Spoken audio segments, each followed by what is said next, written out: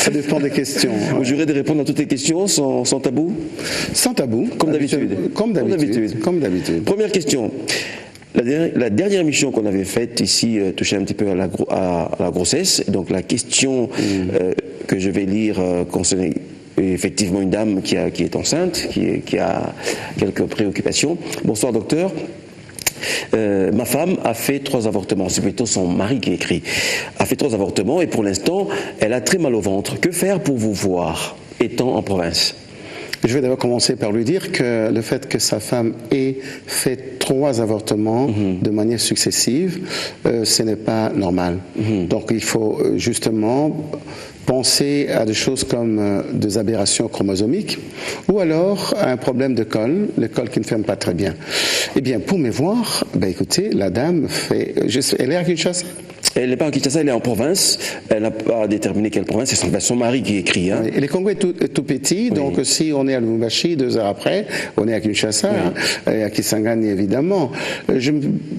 Habituellement, pour ce genre de problème, je me dis toujours que si la patiente ne peut pas se déplacer de là où elle est pour venir nous voir, eh bien, elle peut aller voir un autre confrère qui habite dans la ville où elle se trouve. Et à ce moment-là, je pourrais éventuellement discuter avec le confrère pour qu'on puisse trouver une solution pour résoudre son problème. Voilà. Bonsoir docteur. Que faut-il faire pour éviter...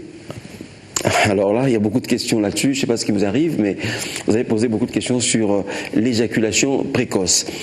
Donc bonsoir docteur. Que faut-il faire pour éviter l'éjaculation précoce?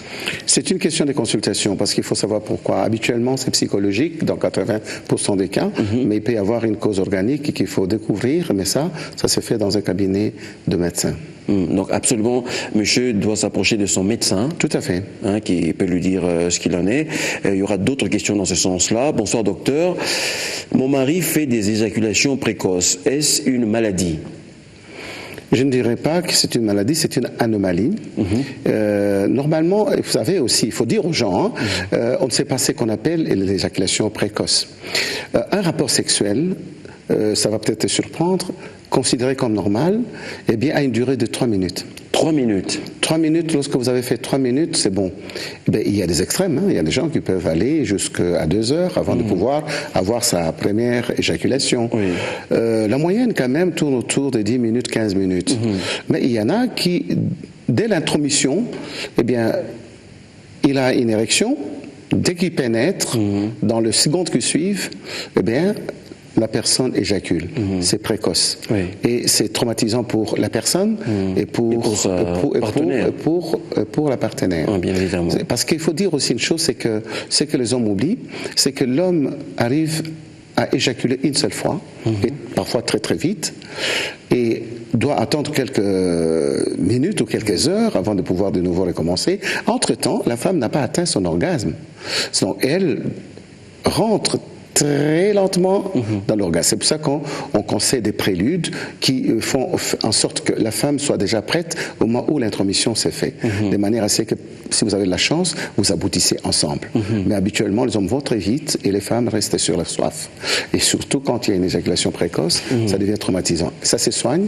Il suffira que la personne vienne toquer à notre porte. Très bien.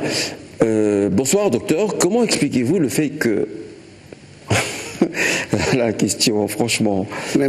Posez la question. Vous posez des questions. Posez la question. Docteur, comment expliquez-vous le fait que le pénis se dirige vers un seul côté au lieu d'être au milieu? Alors, je ne comprends pas.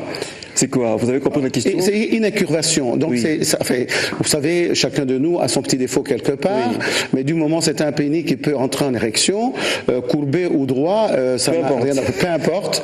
Mais il y a effectivement de personnes qui sont nées avec une petite déformation de pénis et qui fait que lors de l'érection, le pénis est un peu incurvé. Mais tout le problème, c'est de trouver le trou par où il faut passer. Alors, vous avez parlé lors de dernières émissions de votre étonnement d'avoir rencontré lors des consultations des filles à Kinshasa qui étaient vierges, même à un âge un peu avancé. Alors j'ai des questions dans ce sens-là. Quel avantage pour moi qui ne connais pas encore des femmes jusqu'à mes 25 ans Et ça, c'est un homme. Ça, c'est un homme. Et quel avantage pour une fille qui ne connaît pas d'homme jusqu'à 31 ans? Mais tous ces deux-là ont des avantages énormes. D'abord, sur le plan moral, ce sont des gens très bien, parce que par rapport à tout ce que nous vivons dans l'environnement dans lequel nous vivons, avec toutes ces sollicitations et parfois la mauvaise compagnie, eh bien, les gens ont tendance à pouvoir aller, comme je dirais, aller tester leur sexualité. Et ce n'est pas bon. Si on se conserve jusqu'à l'âge de 25 ans, en tant qu'homme, ça ne pose aucun problème. Ce n'est pas le fait qu'on n'a pas de rapport sexuel au-delà des 25 ans qu'on a des problèmes. Et une fille qui se marie vierge, mon Dieu, c'est un bonheur pour la famille, pour le mari, et je crois que de félicitations pour elle-même. Parce que, elle n'a que des avantages. Le fait qu'elle est déflorée au moment d'avoir ses premiers rapports. À l'époque, c'est que dans certaines tribus, on les cherchait. D'ailleurs, on venait avec des draps blancs et le jour de l'initiation, et quand ces draps ressortaient ensanglantés, eh bien, on disait vraiment que c'était la bonne famille et on félicitait la fille. Et les parents étaient très fiers. Et je crois que c'est rare, mais si ça lui arrive, mon Dieu, il faudra qu'elle puisse continuer à se préserver jusqu'au jour de son mariage. Il faudra quand même qu'elle se marie un jour. Oui, oui, bien sûr. 31 ans,